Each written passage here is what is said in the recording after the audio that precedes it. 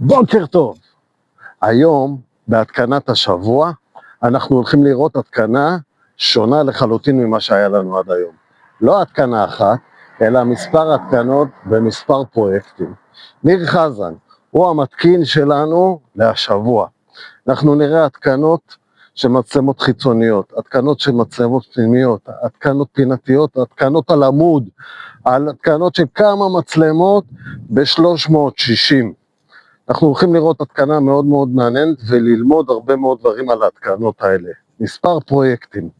ניר חזן מליאל מערכות, הוא המתקין המומלץ שלנו להשבוע. בואו נלך לראות את ההתקנה שלו.